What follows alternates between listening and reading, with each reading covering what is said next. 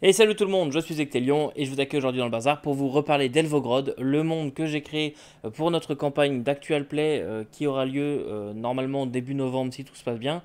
Donc on est dans cette petite série de vidéos dans laquelle je vous présente un peu ce monde de ma création. Et aujourd'hui, comme prévu, après vous avoir expliqué un peu Elvogrod, les différents continents et puis l'Empire élimien, et bien aujourd'hui je voulais vous expliquer, revenir un peu avec vous sur la guerre de l'automne. La guerre de l'automne, c'est un événement très marquant et récent, puisqu'il date d'il y a 5 ans, au moment où commencera la campagne d'Actual Play. C'est une guerre qui a débuté de façon très soudaine, et puis qui s'est arrêtée de façon tout aussi soudaine. Même encore aujourd'hui, on ne comprend pas exactement comment, pourquoi, mais simplement ce qu'il faut savoir, c'est qu'il y a 5 ans maintenant, des hommes bêtes sur le continent le plus au nord, donc le continent de Saharu, là où c'est très très gelé, eh bien, ces hommes bêtes ont débarqué, ont commencé à envahir, sont sortis des forêts et ont envahi tout le continent. Et notamment, la ville de Krisnov a été assiégée, a été très très durement assiégée pendant toute la guerre. En fait, c'est pour ça qu'on l'appelle la guerre de l'automne, parce qu'elle a duré qu'un automne. Mais la ville de Krisnov a été sujette à un énorme siège qui a tenu de façon miraculeuse, surtout grâce aux agissements d'un seul personnage que vous découvrirez peut-être dans l'actuel play, vous en entendrez peut-être parler, mais en tout cas cette ville n'est pas tombée, c'est une ville qui est restée là alors que tout le reste du continent, tout Saharu était tombé, tous les villages ont été saccagés, les populations anéanties, et presque en parallèle du début de l'invasion de Saharu, eh bien, sur la côte nord du continent d'Elim, ont débarqué des hommes bêtes sur des navires, ce qui est absolument pas commun, on n'avait jamais vu d'hommes bêtes fonctionner de façon cohérente, en mode organisé, en armée, construire des navires, etc. Ce n'est pas quelque chose de commun. D'habitude, les hommes bêtes sont plutôt des petites tribus éparses qui attaquent voyageurs qui des fois se risquent à attaquer une ville, mais c'est le bout du bout avec eux. Ils ne sont pas coordonnés ou quoi. Et là, on avait en face de nous une armée coordonnée, dirigée par des généraux clairement identifiés, mais toujours hommes bêtes. On voyait pas, je sais pas moi, un humain qui manipulait des hommes bêtes. C'était toujours des hommes bêtes qui manipulaient d'autres hommes bêtes et de façon totalement inexpliquée. Voilà, ils ont réussi apparemment à construire des navires et ont débarqué sur la côte nord, en sachant que la côte nord pour l'Empire élimien c'est très important, puisqu'il y a notamment le grenier à sel, donc Givre-Sel que vous voyez là-haut. C'est une ville qui fait commerce énormément de sel et de tous les marais salants qui sont sur la côte au niveau ouest.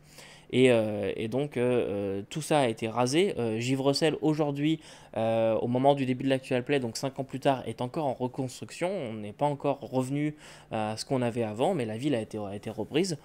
Ces hommes bêtes sont descendus comme ça jusqu'à en fait arriver quasiment vraiment, donc tout le bout nord a été pris et on a eu quasiment des guerres de tranchées en fait au niveau du reste du continent, là où la pointe rejoint. Eh bien, on a eu quasiment, ouais, c'est ça, des guerres de tranchées et ça a été très très compliqué. L'Empire a été mis quasiment à genoux et a pu être sauvegardé. En fait, on a réussi à inverser le cours de la guerre et grâce à un allié complètement inattendu, jusque-là considéré comme étant plutôt des parasites qu'autre chose, les Krixmes.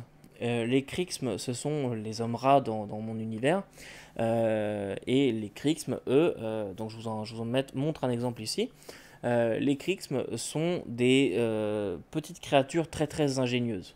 Ce sont des créatures qui vivent à la base en colonie et qui ont un goût très prononcé pour tout ce qui va être alchimie, tout ce qui va être machines étranges, voilà, petits engrenages, etc. Ils vont quasiment, la majorité va vivre dans ce truc-là, à essayer d'inventer toujours des machines les plus bizarres. Et donc, les Krixmes ont mis au point les Pelta et les Peltom. Ça, on en reparlera une prochaine fois. Mais les Pelta et les Peltom, ce sont l'équivalent des armes à feu, si vous préférez, de mon univers. Et grâce à ces armes-là, on a réussi à reprendre le dessus sur les vagues d'hommes-bêtes et à reconquérir petit à petit le territoire jusqu'à les rejeter à la mer et à contrer l'invasion. Mais ça a été très très compliqué. Depuis 5 ans, les Kriegsm sont désormais considérés comme étant des alliés à part entière de l'Empire. Donc ils ont toujours vécu sur les différents continents, mais ils n'ont jamais eu de société très très organisée. Et jamais de nation Kriegsm ou de ville Kriegsm ou des choses comme ça. C'était toujours des petites colonies un peu partout. Et donc avant, ils étaient quasiment pas chassés à vue, mais presque. Mais par exemple, c'était interdit de rentrer dans les villages humains, dans les villes humaines encore plus. C'était très compliqué pour eux de s'intégrer. Ils ne pouvaient quasiment pas. En fait, ils faisaient leur petite magouille dans leur coin. Et depuis leur intervention lors de la guerre de l'automne, eh bien, on va dire que leur réputation a changé. Ils ne sont plus considérés comme étant quasiment des nuisibles, mais aujourd'hui ils font partie intégrante de l'Empire. Et n'importe quel Kriegsm situé dans l'Empire élimien, aujourd'hui peut prétendre à un poste de tavernier, de marchand, de peu importe. Ils ont le droit de rentrer, de circuler dans les villes sans que ça ne pose aucun problème. Et donc, c'est grâce ou à cause, on va dire, de la guerre de l'automne qu'ils peuvent en être là aujourd'hui. Il y a toujours évidemment des comportements un peu. Ça fait que 5 ans, donc c'est compliqué pour certains de se défaire de leurs préjugés et tout ça. Et une insulte vraiment très très forte pour un Kriegsm, ça va être se faire traiter de rateux. Un humain qui dirait à un Kriegsm rateux, euh, casse-toi le rateux, c'est extrêmement insultant pour un Kriegsm. Et c'est très mal vu. Et aujourd'hui, c'est ça, les humains sont pour la plupart très reconnaissants de Kriegsm, mais ont appris en fait à les apprécier, puisque depuis, eh bien, ils ont accès aussi à beaucoup de petits mécanismes qui peuvent changer la vie. Voilà, toutes ces petites machines à éclat que créent les Kriegsm, eh bien, maintenant, les humains ont accès à des machines un peu loufoques, mais ils y ont accès, donc ça leur change la vie. Mais par contre, évidemment, comme je disais, il peut toujours y avoir quelques petits comportements déplacés. Pour tout ce qui s'est passé sur Saharu, eh bien, on sait que Krisnov, la ville, a réussi à tenir jusqu'à l'entièreté de la guerre, donc jusqu'au bout. Elle a réussi à tenir son siège. Elle n'est pas tombée. Mais évidemment, quand l'Empire a débarqué sur les côtes de Saharu, eh bien, il a fallu repousser des vagues toujours plus importantes d'hommes bêtes jusqu'à les renvoyer en fait dans leur forêt, jusqu'au maximum où les Élimiens pouvaient les repousser. Et aujourd'hui, on ne sait pas exactement de ce qu'il en est de cette hoste d'hommes bêtes. On ne sait pas exactement pourquoi, qui, comment, d'où est-ce qu'il venait. C'est encore un mystère qui est encore à l'étude. Beaucoup de choses sont faites. Aujourd'hui, les côtes ont notamment été renforcées au niveau sécurité, beaucoup plus de soldats ont été engagés, puisqu'on ne sait pas en fait, on ne sait pas exactement pourquoi est-ce que ces hommes bêtes ont attaqué, on ne sait pas qui les dirigeait, si quelqu'un les dirigeait, quelle nation ou quoi que ce soit, on n'a aucune idée d'où ils venaient, pas de bannière, pas de choses comme ça, mis à part des bannières typiques d'hommes bêtes, mais aucune idée de ce qui s'est passé, et donc eh bien, ça reste un mystère. Et comme je vous disais, c'est une guerre qui a marqué profondément la population, puisque c'est une des rares guerres, ou une guerre assez récente, qui a réussi à pénétrer directement sur Elim. D'habitude, on se bat plutôt à l'extérieur et tout, mais l'Empire en soi est assez tranquille. Pour faire le parallèle, c'est un petit peu comme les États-Unis. Voilà, quand on fait la guerre, on va ailleurs. Mais une guerre sur le territoire des États-Unis, pour nous, bien, c'est assez rare, c'est pas vu depuis longtemps. Et là, c'est un peu pareil pour les Illumiens. D'un seul coup, la guerre était chez eux. Et ça, eh bien, c'est compliqué pour beaucoup.